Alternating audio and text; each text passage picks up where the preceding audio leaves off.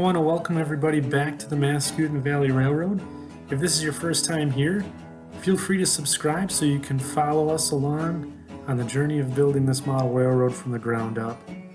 First off, I want to wish everyone out there a happy Thanksgiving. I know me and my family here have quite a bit to be thankful for this year and had a really good holiday.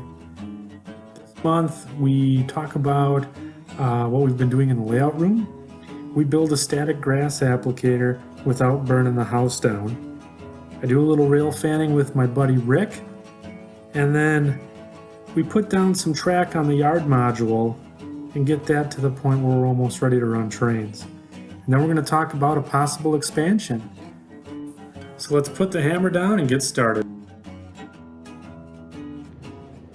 Alright, so this is what we've been working on in the layout room this month.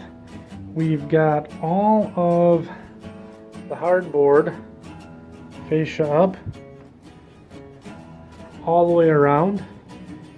Here's Lionel Strang's preferred rounded corners. So our fascia's got rounded corners all the way down here, and you can see the iron mine. I even got the Digitrax panel in there so we can still run trains all the way around. Then we've also added the backdrop all the way around. You can see that here.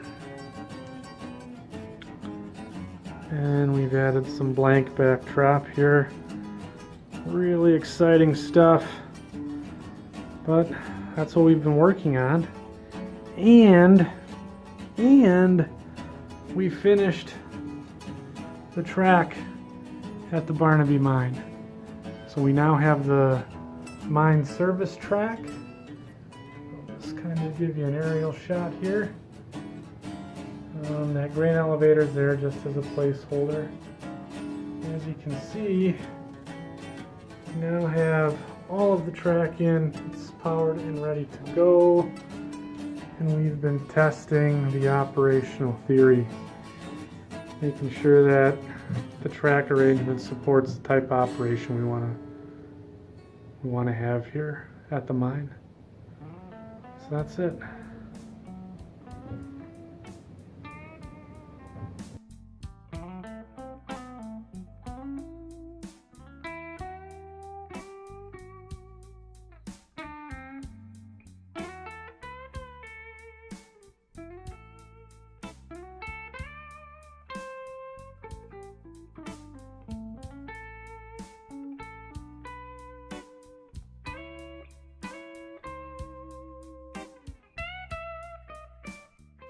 So we've also been working on one other project this month. It's a homemade static grass applicator. Turned out pretty good. I used the Luke Towan video series on how to create your homemade static grass applicator. Do make sure you do buy the right negative ion generator. I had bought one that was different from the videos. Had to do a little engineering research to make sure I was using it correctly, but at the end of the day, this little gem works great, and it's going to add a really cool scenery feature to my layout using static grass. If you want to learn how to build your own static grass applicator, see the card up below, and that'll take you right over to Luke Towan's site to get you into his video series on how to build your own static grass applicator. As you can see, the results here turned out pretty good. Just did a little 2x2 patch here just to kind of test it out, and I'm really excited about the results. Our next segment here, I'm going to do a little rail fanning with my buddy Rick Malodzik and showcase some of the pictures he took of the Wisconsin Southern working between Oshkosh and Ripon, Wisconsin. I want to thank Rick for taking the time to take these pictures and share them with me to help me with this video this month.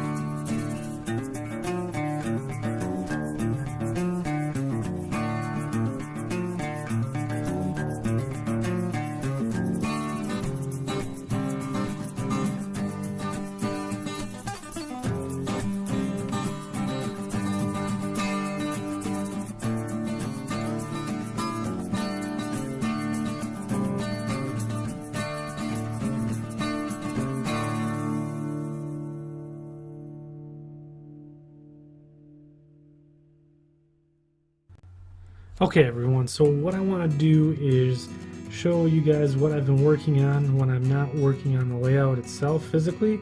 I'm actually on the computer looking to expand my empire. So I've negotiated with the wife and she has agreed if I remove the laundry from the basement and put it upstairs and dedicate a room to it, that I can have the whole basement to myself, which means I can have the basement empire that I've always been dreaming of. So the Mascoutin Valley as we know it right now is over here on the right hand part of the screen, and the bench work is staying. We are not changing anything there. We're not tearing anything out. It's all going to stay. Even the track plan's going to stay. But we are expanding to compensate or to add the rest of the towns in the northern division of the Mascoutin Valley. So here we're going to have the Iron Mountain Yard, and I'll bring my fella around. So right here we'll be standing in front of the Iron Mountain Yard where the Mascoutin Valley heads northeast and joins up with the Chicago and Northwestern to do an exchange, and the Chicago Northwestern will take ore trains to Escanaba and freight from Escanaba back to Iron Mountain to be handled by the Mascoutin Valley. We also will have the railroad then will come through here, wind around back through, go under or behind the mine, coming out, going now west towards Rhinelander, Wisconsin. And then we will have the Division Point Yard here in Crandon, where the